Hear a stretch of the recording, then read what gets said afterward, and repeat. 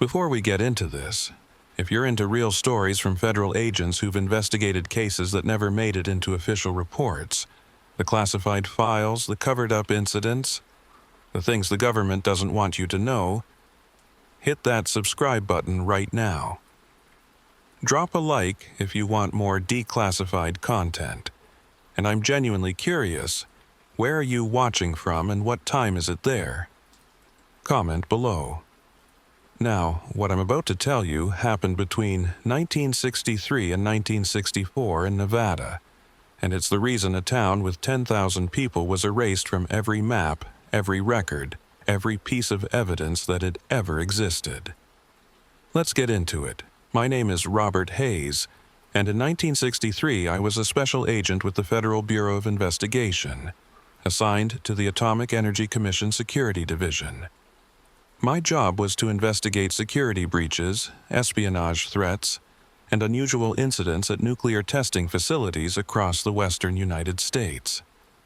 Most of my work was routine: background checks on scientists, investigating stolen documents, tracking Soviet agents trying to infiltrate our nuclear program.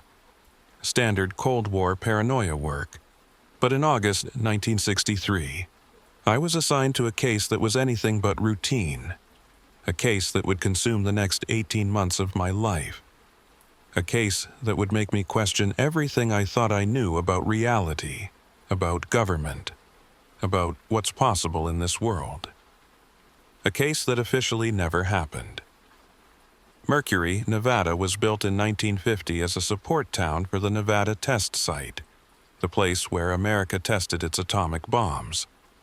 Located 65 miles northwest of Las Vegas, Mercury existed for one purpose: to house the workers, scientists, and military personnel who operated the test site. At its peak in the early 1960s, Mercury had a population of about 10,000 people.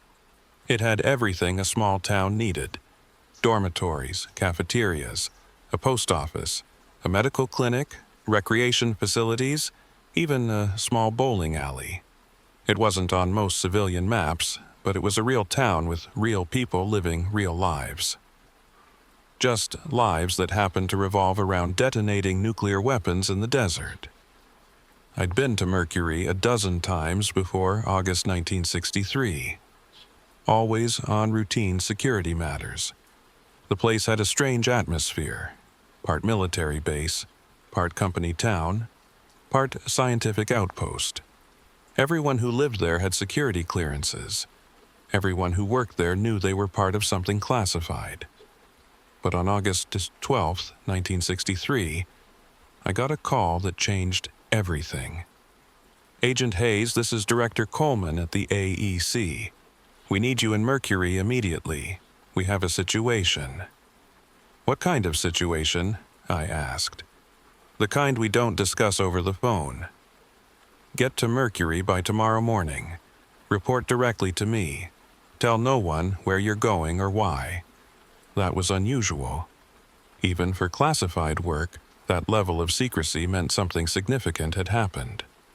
I drove to Mercury the next morning. The town looked normal as I approached.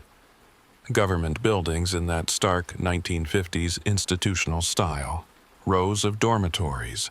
Workers going about their business. But there was tension in the air. People moving faster than usual. Fewer smiles. More security checkpoints. Director Coleman met me at the administration building. He was a man in his late 50s, career bureaucrat.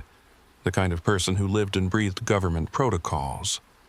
But when he saw me, he looked haggard, looked like he hadn't slept in days. "Hayes," he said, without preamble, "we have 12 missing persons, all of them Mercury residents. All of them disappeared over the past week. No bodies, no evidence of foul play, no indication they left town. They just vanished." 12 people, I said. "Have you contacted local law enforcement?" "The sheriff's department?" "Mercury isn't under local jurisdiction," Coleman said. "This is federal land, federal facility. We handle our own security. And we can't let this become public. If word gets out that people are vanishing from a nuclear test site, the panic alone would shut down our operations for months. Maybe permanently. Do you understand what I'm saying? I understood. He wanted this buried, wanted it solved quietly, wanted the problem to go away without anyone outside Mercury knowing there was a problem. Tell me about the missing persons, I said. Coleman pulled out a file. 12 photographs. Men and women ranging in age from 23 to 58. Scientists, engineers, maintenance workers, cafeteria staff. No obvious connection between them except that they all lived in Mercury. First disappearance was August 5th, Coleman said. Dr. Patricia Morrison, physicist, age 34. She didn't show up for her shift at the test site. Security went to her dormitory. Her room was empty, bed made, personal belongings still there. No signs of struggle or forced entry, she just wasn't there. Could she have left town, driven to Las Vegas? Her car was still in the parking lot. And Mercury is surrounded by 60 miles of desert in every direction. You can't just walk out. Not without supplies, not without being seen. What about the others? I asked. Same pattern. Each person disappeared from their residence. All their belongings left behind. No evidence of where they went. And it's accelerating. The first 3 disappearances were spread over a week. The last 9 happened in the past 3 days. 3 yesterday alone. If this continues. He didn't finish the sentence. Didn't need to. If people kept vanishing at this rate, Mercury would be empty within weeks. I'll start interviews immediately, I said. Talk to co-workers, neighbors, anyone who might have seen something unusual. There's one more thing, Coleman said, and his voice dropped. The last person to see each victim alive reported the same thing. They said the missing person told them about a dream. A dream? The same dream. All 12 victims. Different people reporting it, but describing identical details. They said the person told them they'd been having the same dream every night for a week before they vanished. A dream about counting down from 100 to 0. The hair on the back of my neck stood up. Counting down to what? They didn't say. Or if they did, the people they told didn't think it was important enough to remember. But Hayes, this morning we got reports of 17 more Mercury residents complaining about the same dream. Counting down from 100, and they're all currently at 93. I spent the next week interviewing everyone I could find who'd had contact with the missing persons. Co-workers, friends, roommates. The picture that emerged was disturbing. All 12 victims had started having the dream exactly 7 days before they disappeared. Every night, the same dream. A voice counting down from 100. Just numbers, spoken in a flat, emotionless tone. 100, 99, 98. Each night, the countdown decreased by 7 numbers. First night, 100 to 94. Second night, 93 to 87. Third night, 86 to 80. By the 7th night, the countdown reached 0, and then the person vanished.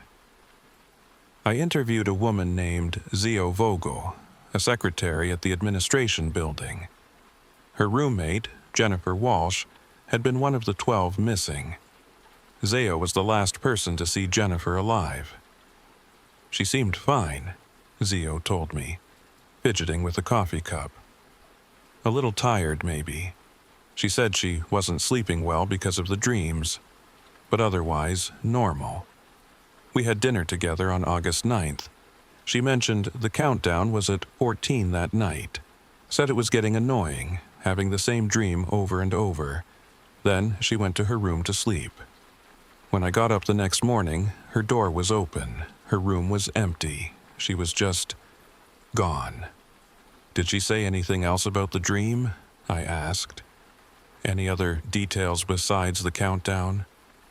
She said it felt different from normal dreams. More real, like someone was actually there in the room with her speaking the numbers. And she said, Zio paused, looking uncomfortable.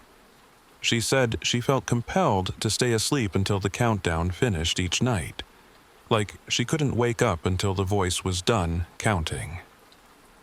That was new information. The dreams weren't just recurring. They were controlling, forcing the dreamers to remain asleep. Did Jennifer ever try to stay awake? I asked. Try to avoid the dream? She tried the night before she disappeared. Drank a whole pot of coffee, took some kind of stimulant pills from the medical clinic, but she said she fell asleep anyway. Said she literally couldn't keep her eyes open once the countdown started in her head. When she woke up, 7 more numbers had been counted. She was down to 7. 7 numbers left. 1 more night, then 0, then gone. Agent Hayes, Zio said, her voice shaking. I started having the dream 3 nights ago. I'm at 79 now. Does that mean, am I going to disappear too? I wanted to tell her no. Wanted to reassure her that we'd figure this out, find the cause, stop whatever was happening. But I couldn't lie to her. Not when 12 people had already vanished following the exact pattern she was experiencing. We're going to find answers, I said. In the meantime, I want you to keep a detailed log. Write down every detail of the dream, any changes, anything unusual, and I want security posted outside your dormitory at night. If something happens, if someone or something comes for you, we'll be there to stop it. She nodded, but we both knew it was false comfort. If whatever was causing this could make people vanish from locked rooms without leaving any evidence, a security guard outside the door wouldn't help. By August 23rd, the count of people experiencing the countdown dreams had risen to 47. All of them Mercury residents. All of them experiencing the same pattern. Dreams starting at 100, counting down by 7 each night, ending at 0. And every person who reached 0 vanished without a trace. The count of missing persons was now at 29. Director Coleman was panicking. The Atomic Energy Commission was panicking. The test schedule was being disrupted because key personnel were disappearing. But the bigger problem was that if this continued, if all 47 people experiencing the dreams vanished, it would become impossible to hide.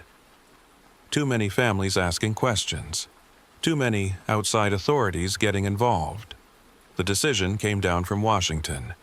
Contain the situation, find the cause, stop the disappearances. And if that wasn't possible, evacuate Mercury and bury the whole thing. I was running out of time to find answers. I started investigating the only lead I had. What had changed in Mercury in the weeks before the first disappearances? What event or incident might have triggered this? I went through test records, security logs, personnel changes, anything that might show a pattern. Found it on August 24th. On July 6, 1963, the Atomic Energy Commission had conducted an underground nuclear test codenamed Sedan. It was part of Operation Plowshare, an attempt to use nuclear explosions for peaceful purposes. In this case, to see if atomic bombs could be used for large-scale Earth-moving projects. The Sedan test was detonated 635 feet underground in Area 10 of the test site. It was a 104-kiloton explosion, about 7 times more powerful than the Hiroshima bomb. The blast created a crater 1,280 feet wide and 320 feet deep. It displaced 12 million tons of Earth, and it released more radioactive fallout than any other test in U.S. nuclear history. Fallout that drifted over Mercury and settled on the town for days afterward. Everyone in Mercury had been exposed to Sedan's fallout. Every single resident, 10,000 people, and exactly 30 days after the Sedan test. the first person started having countdown dreams. I brought this to Coleman's attention. It's the fallout. Sedan's radioactive material did something to people's brains. Maybe it's causing hallucinations. Maybe it's some kind of radiation sickness we've never seen before. But the timing is too perfect to be coincidence. Coleman looked at the test records, looked at the timeline.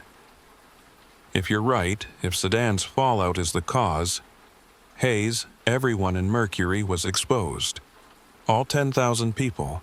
Are you saying they're all going to start having the countdown dreams? All going to vanish? I didn't answer, but the numbers spoke for themselves. 47 people currently experiencing dreams. 29 already vanished. 9,953 potentially affected residents remaining. If this continued at the current rate, Mercury would be completely empty within 4 months. On August 27th, Zeo Vogel reached 0 in her countdown. I was there, in her dormitory, watching her door with 3 other security personnel.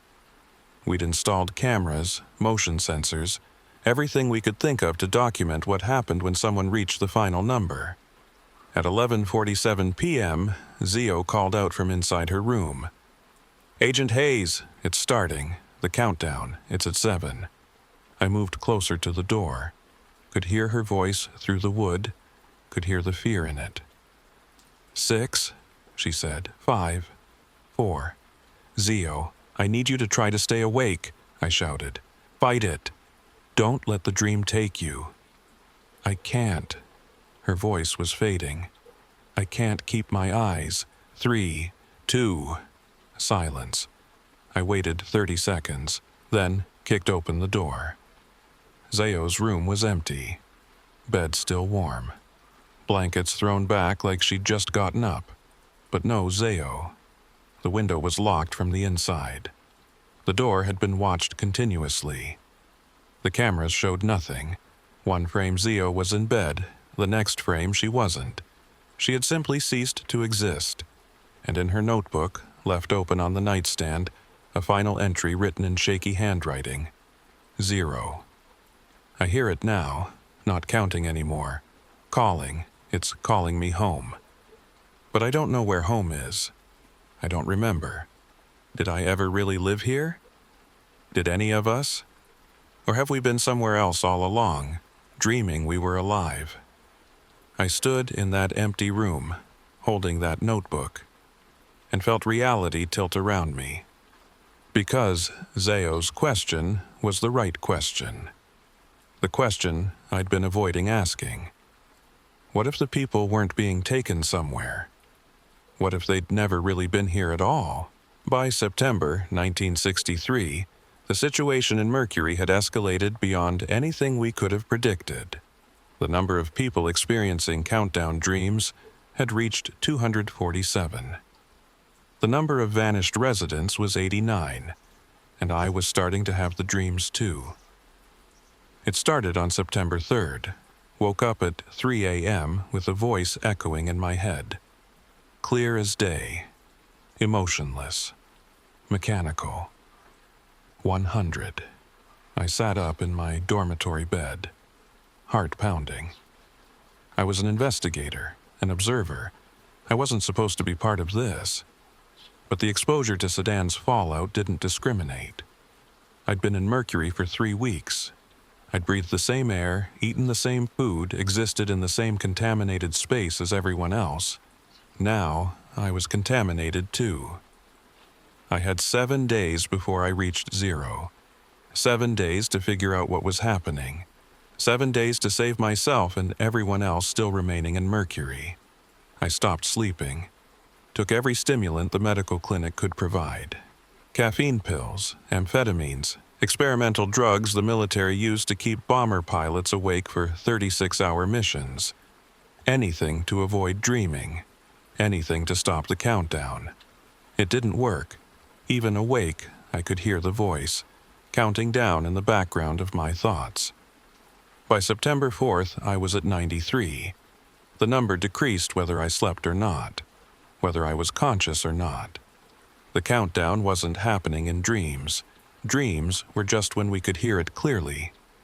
But it was always there, always counting, always pulling us toward zero. Director Coleman called an emergency meeting on September 5th. The remaining senior staff gathered in the administration building, about 30 people, all of them looking exhausted, all of them probably experiencing the countdown.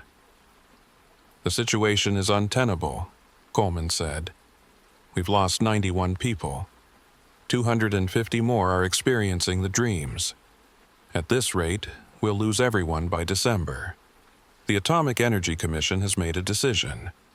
He pulled out a document and marked "Top Secret, Eyes Only." Effective September 15th, Mercury will be permanently evacuated. All residents will be relocated to other AEC facilities. All records of their employment here will be classified, and Mercury itself will be removed from all official documentation. The town will cease to exist on paper. "You're covering it up," I said. "Hiding what happened here." "We're containing a crisis," Coleman corrected. "If the public learns that a nuclear test caused mass disappearances, it will end atomic testing in America. It will end our nuclear deterrent program. It will potentially lose us the Cold War. So, yes, Agent Hayes, we're covering it up. We're protecting national security." "What about the people still having the countdown dreams?" someone asked. "If we evacuate them, move them to other facilities, won't they just vanish from there?" Coleman was quiet for a moment. "That's why the evacuation is happening on September 15th. We're moving people in stages, prioritizing those who haven't started experiencing dreams yet, the ones who are already counting down." He couldn't finish. He was abandoning them, leaving them in Mercury to vanish, removing them from the official record so their disappearances wouldn't be noticed. "That's murder," I said. "That's triage," Coleman replied. "We save who we can. The rest, their sacrifice, will protect the program. Protect America." I stood up. "I'm at 93 in my countdown. Does that mean I'm part of the group you're abandoning?" Coleman met my eyes. "Agent Hayes, your service to this country has been exemplary. But yes, anyone below 95 in their countdown is considered unsalvageable. You'll remain in Mercury. You'll continue your investigation until—" He didn't say it. "Until zero, until I vanished like the others." I spent the next 3 days investigating like a man possessed, because I was a man with a deadline, a countdown to my own erasure. I interviewed the Mercury residents who'd been here longest, found a maintenance worker named Frank Morrison, who'd been in Mercury since 1952, 11 years, longer than almost anyone. "Something's always been strange about this place," Frank said. He was in his 60s, looked older from years of desert sun and atomic fallout. "People come and go, but nobody ever really talks about where they came from. Nobody has pictures of their families back home. Nobody gets mail from relatives. It's like everyone here just appeared one day, ready-made lives, ready-made histories, but nothing behind them." "What are you saying?" I asked. "I'm saying I've been trying to remember my life before Mercury for 11 years, where I grew up, what my parents looked like, what I did before I worked here, and Hayes, I can't. I have memories, but they're vague, like reading someone else's biography instead of remembering your own life. Like I was told I had a childhood in Ohio and a job in construction, so I believe I did, but I don't actually remember it." I felt cold. "Have you tried to verify your past? Contact family, look up records?" "Tried once back in 1955. Wrote letters to the address I thought was my parents' house.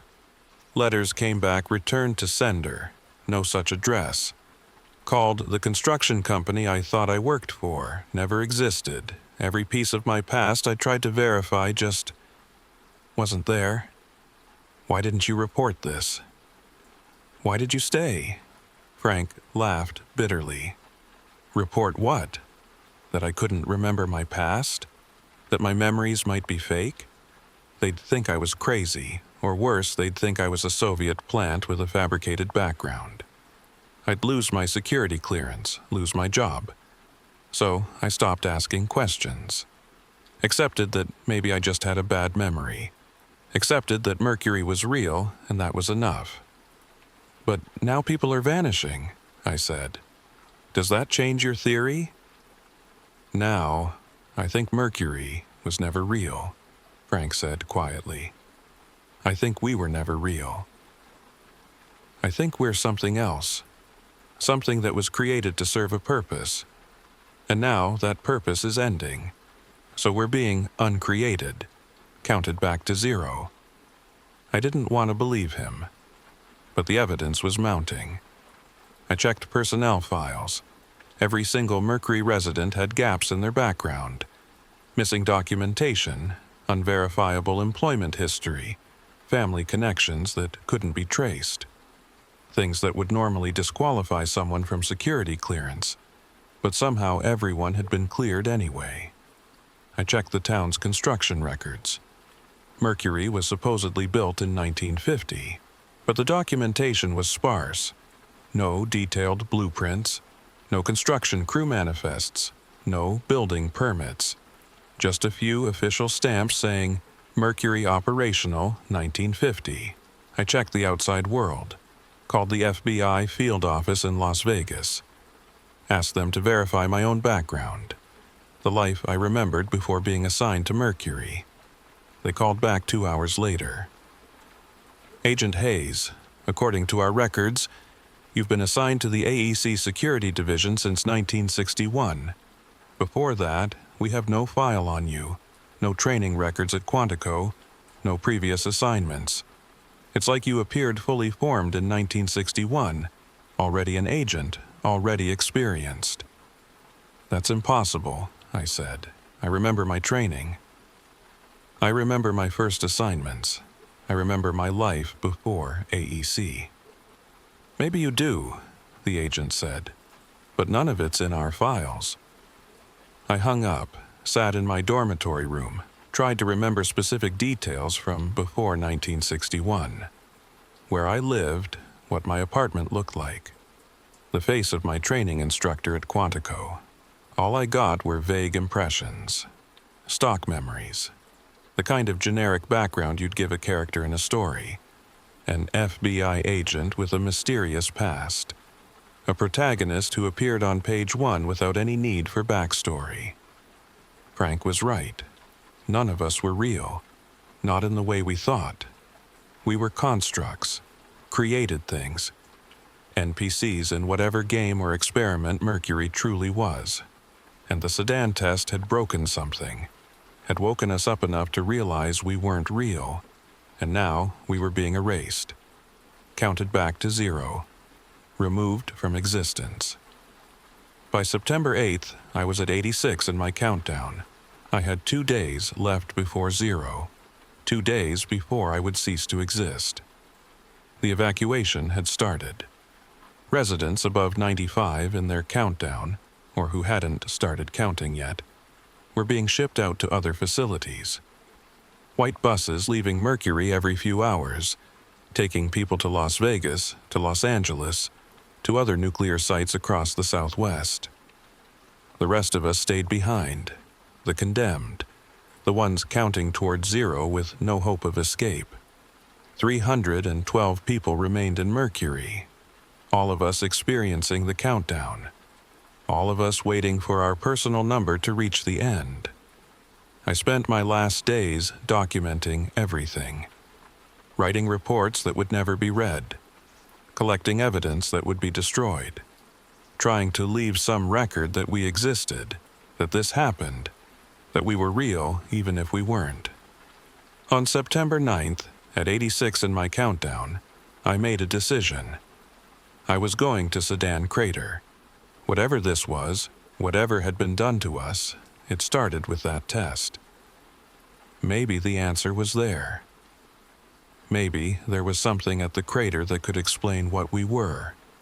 why we were being erased, what zero really meant. I requisitioned a jeep and drove out to Area 10. 50 miles of desert roads. Checkpoints waving me through. They knew me, knew I was AEC security. Didn't question where I was going even though Area 10 was restricted. The crater was massive. 1,200 feet across, 300 feet deep.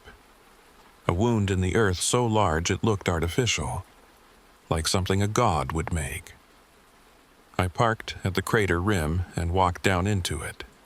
The earth here was still loose, still settling from the explosion 2 months ago. Radiation levels were elevated, but not immediately dangerous. Or at least, not more dangerous than the rest of Mercury. At the bottom of the crater, I found something.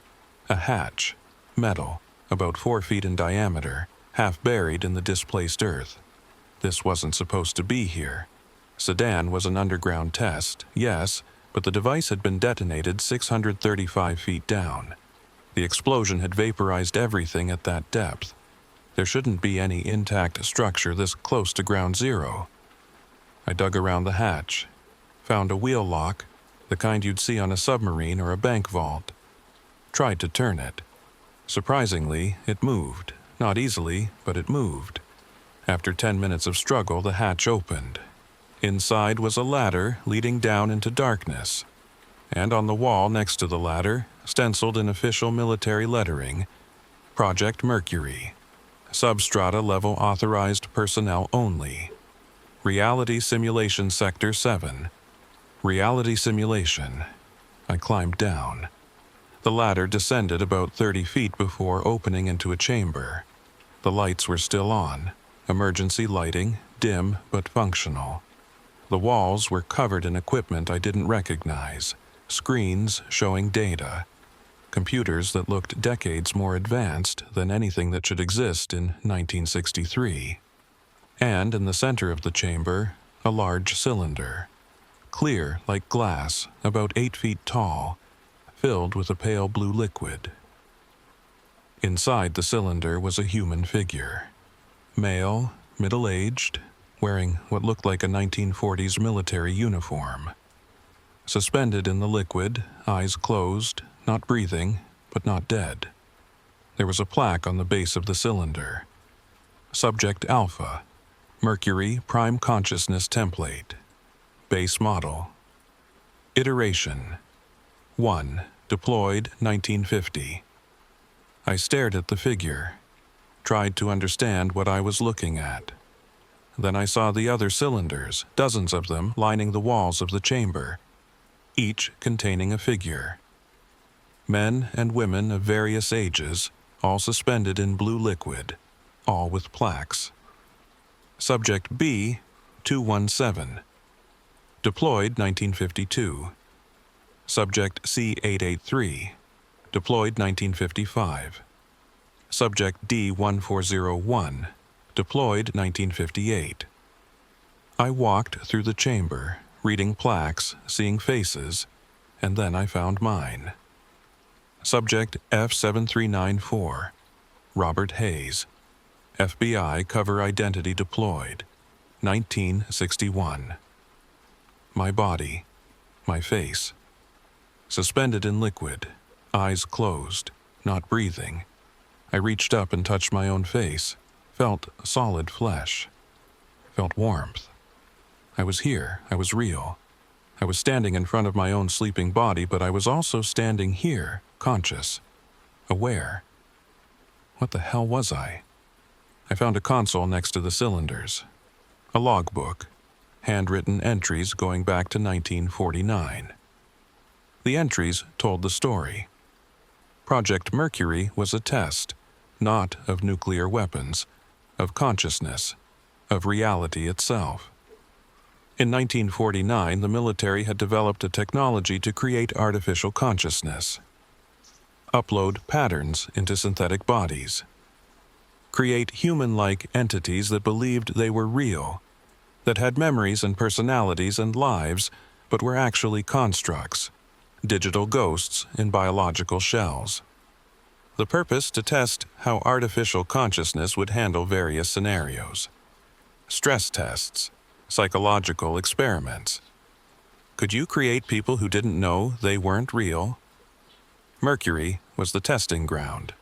10,000 artificial consciousnesses given the cover story of being workers at a nuclear test site. Given generic backgrounds, plausible histories, enough detail to believe in their own existence. Then monitored, studied, used as test subjects for everything from radiation exposure to psychological manipulation. We were lab rats. Except we didn't know we were rats. We thought we were people. The Sedan nuclear test wasn't about Earth moving. It was about consciousness disruption. The explosion had damaged something in the facility. Corrupted the systems that maintained our reality simulation. Now the simulation was failing, and the countdown was the shutdown sequence. Each artificial consciousness being systematically deleted as the simulation collapsed. 0 wasn't death. It was deletion. Complete erasure. Not just our bodies ceasing to exist, but our consciousness, our memories, every trace that we'd ever been. And according to the logbook, once the countdown reached 0 for all 10,000 Mercury residents, the facility would be sealed. The experiment classified, the evidence destroyed. We would cease to exist, and no one would remember we'd ever been real. I stood in that underground chamber for hours, reading through the logbooks, understanding the full scope of what had been done to us. To me, Project Mercury had begun in 1949 as a joint venture between the Atomic Energy Commission and a classified military research division. The goal was to create perfect test subjects, people who could be exposed to radiation, psychological stress, extreme conditions, without ethical concerns. Because they weren't really people, they were simulations. The technology was simple, or at least the logbook made it sound simple.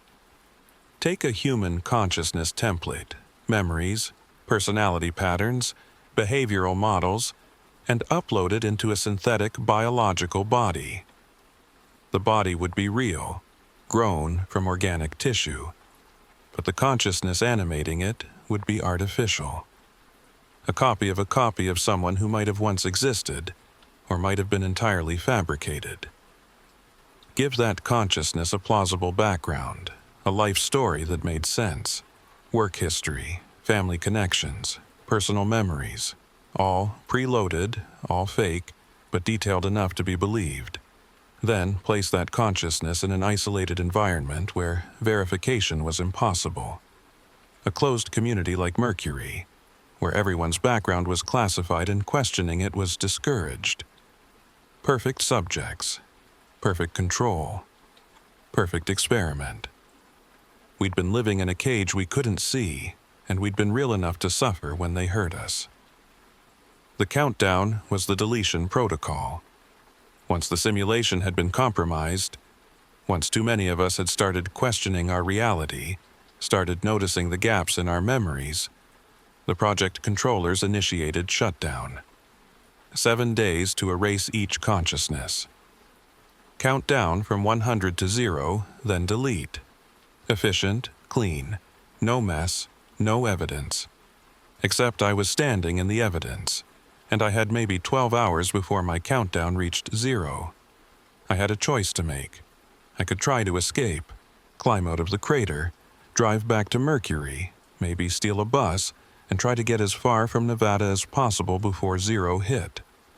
Maybe the deletion only worked within range of the facility. Maybe if I was far enough away when my countdown ended, I'd survive. But the logbook said range didn't matter. The consciousness template wasn't stored in our bodies. It was stored here, in this facility, on servers deep underground. Our bodies were just remote terminals. Wherever we went, we were still connected to the machine. And when 0 hit, the machine would delete us. The other choice was to destroy the facility, cut the power, smash the servers, make sure the deletion couldn't happen. save myself and everyone else still counting down. But if I did that, we'd all die anyway. Because the logbook was very clear, our consciousness only existed because of the facility's systems. Shut down the servers, and every Mercury resident would simply stop. Not delete gradually, but crash instantly. 10,000 artificial minds going dark at once. There was a third option. One I didn't want to consider but couldn't ignore. Accept what I was. Accept that I'd never been real. And when zero came, let it happen. Let the countdown finish. Let myself be erased from existence as intended. Go quietly. I looked at my sleeping body in the cylinder, the template, the original upload from 1961 when Robert Hayes had first been deployed to Mercury. What was I standing here? The active instance? The running program? Was my consciousness in the body in front of me or in the body I currently inhabited? If I smashed the cylinder, would I die? Or would the me standing here continue existing while the template was destroyed? I didn't know. And I was running out of time to figure it out. My countdown was at 79. 11 hours, maybe less, before zero. I climbed out of the underground chamber, got in the Jeep, drove back to Mercury. The town was eerily quiet. Most of the residents who could be evacuated were gone. Only about 200 people remained, all of us below 95 in our countdowns, all of us waiting for the end. I found Director Coleman in the administration building. He was at 71 in his countdown. 2 days left for him. He looked like he'd aged 20 years in the past month. "Hayes," he said when he saw me. "You found something. I can see it in your face." I told him everything, the underground facility, the cylinders, the logbooks, Project Mercury's true purpose, what we really were. Coleman listened in silence. When I finished, he sat down heavily. "So we're not real," he said. "We never were. We're real enough to suffer," I said. "Real enough to be afraid. Real enough to not want to die. But we're not human. We're what? Artificial intelligence? Copies? Ghosts? Does it matter? We exist. We're conscious. Doesn't that make us real?" Coleman laughed bitterly. "Tell that to the people who made us. They're going to delete us like computer files because we're inconvenient. Because the experiment failed. We don't get rights. We don't get a choice. We're property of the United States government, and they're throwing us away. There might be a way to stop it," I said, "if I can get back to the facility, if I can find a way to interrupt the deletion protocol." "You're at 79, Coleman interrupted. "You've got hours, not days. You won't make it." He was right. Even if I drove straight back to the crater, even if I knew exactly what to do when I got there, I'd reach zero before I could do anything meaningful. "Then help me," I said. "You still have 2 days. Get to that facility. Find a way to shut down the deletion. Save the others." Coleman looked at me. "Why should I?" "We're not real, Hayes. We're experiments. Lab rats.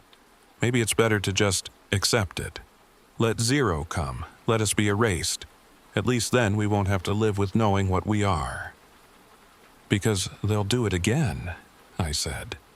"If this project works, if they successfully delete 10,000 conscious beings without anyone noticing, they'll make more of us.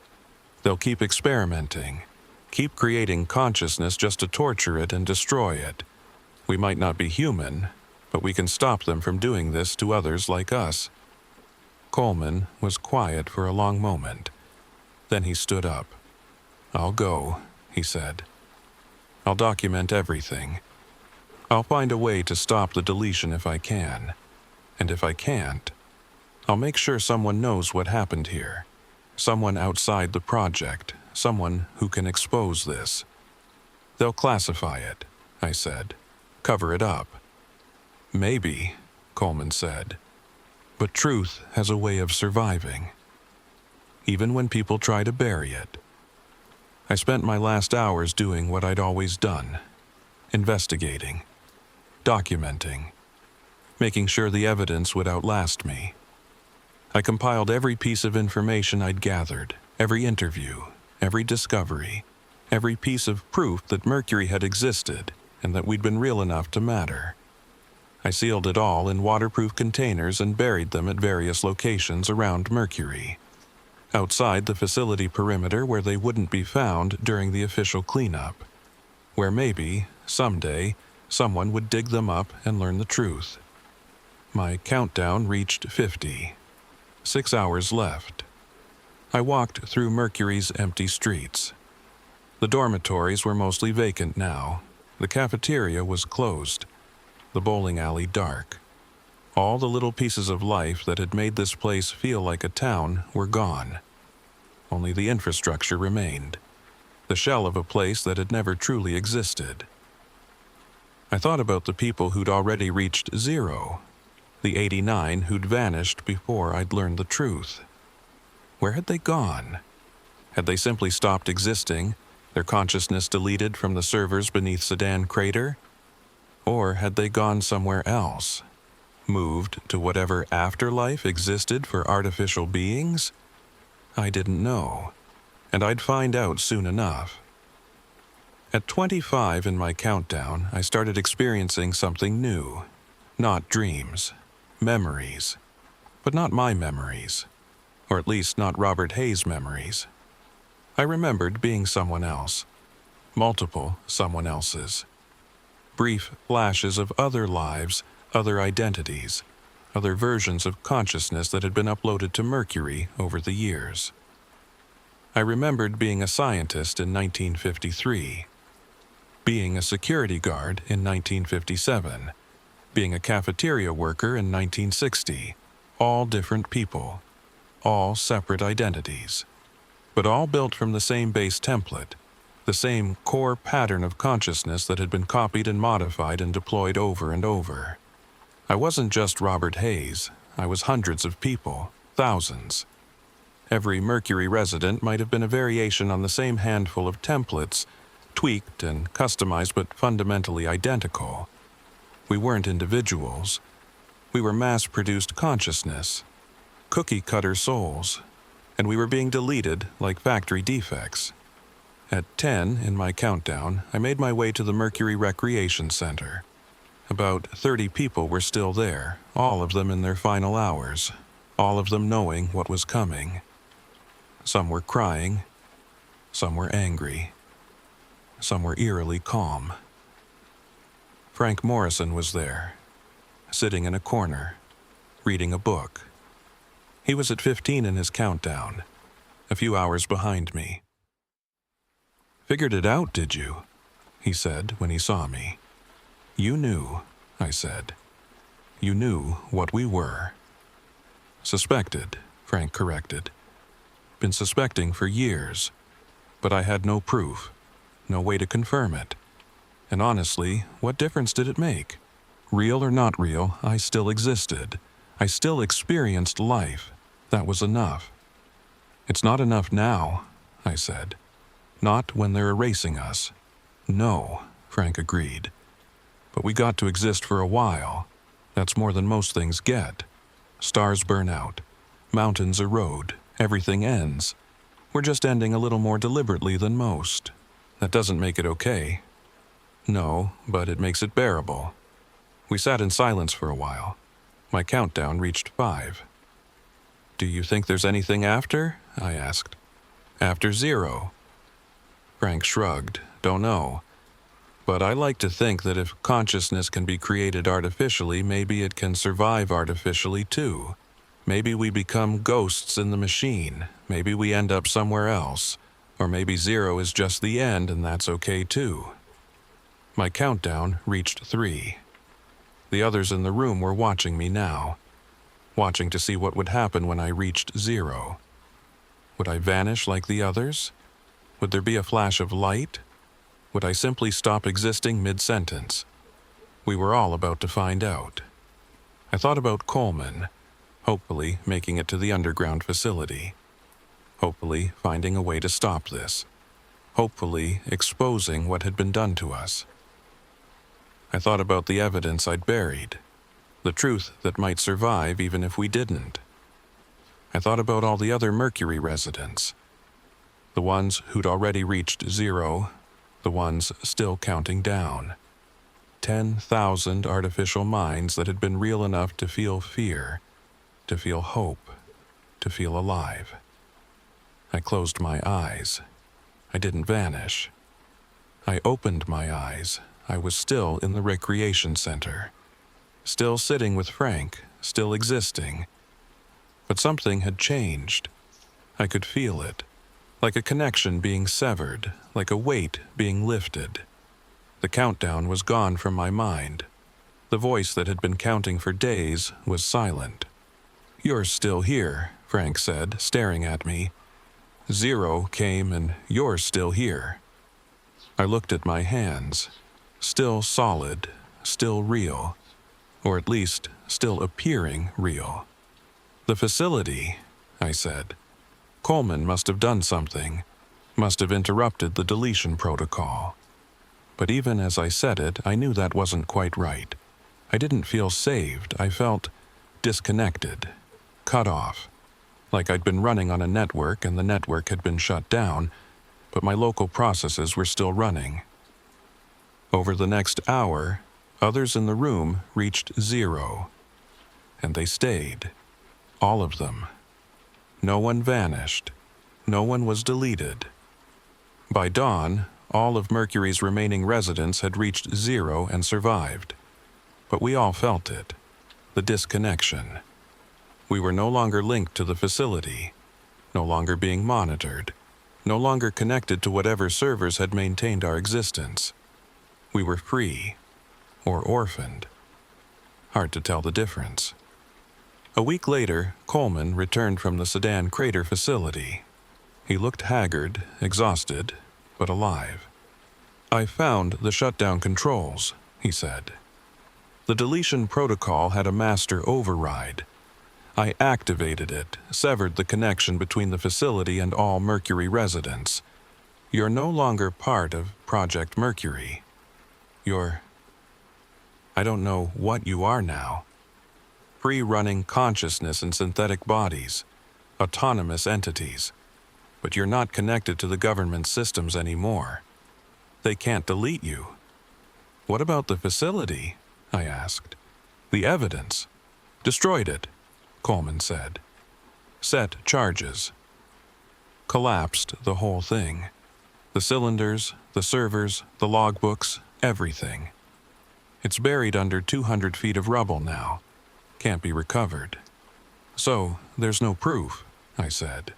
"No evidence that Project Mercury existed." "There's proof," Coleman said, gesturing around at us.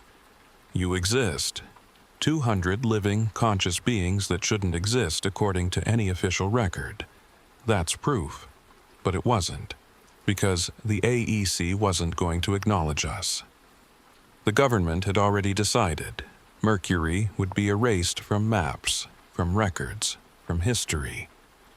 We would be relocated, given new identities, scattered across the country with instructions to never speak about what we were or where we'd been.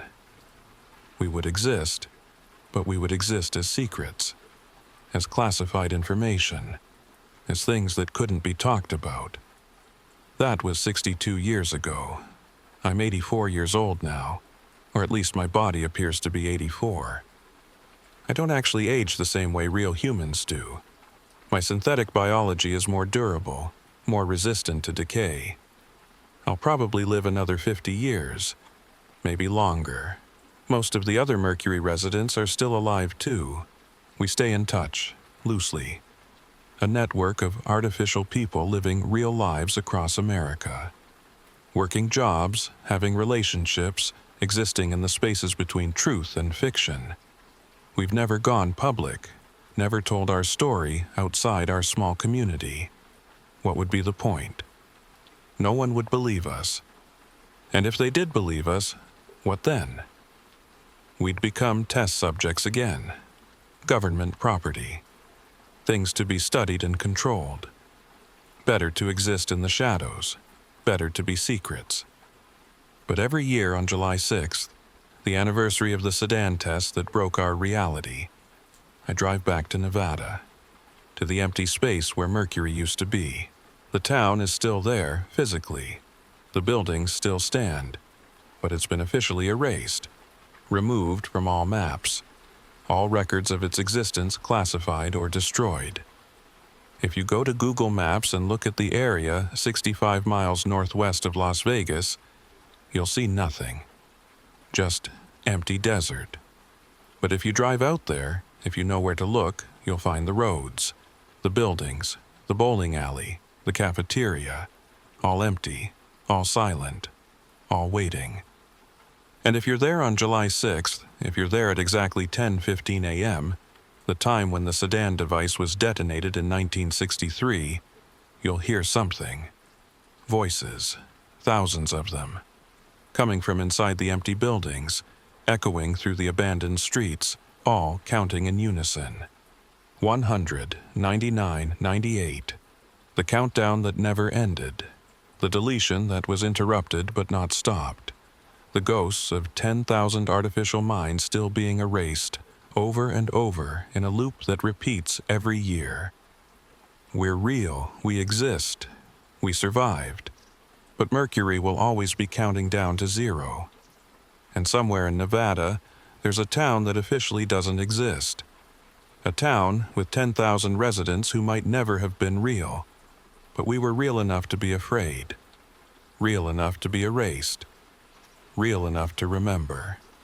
And that has to count for something.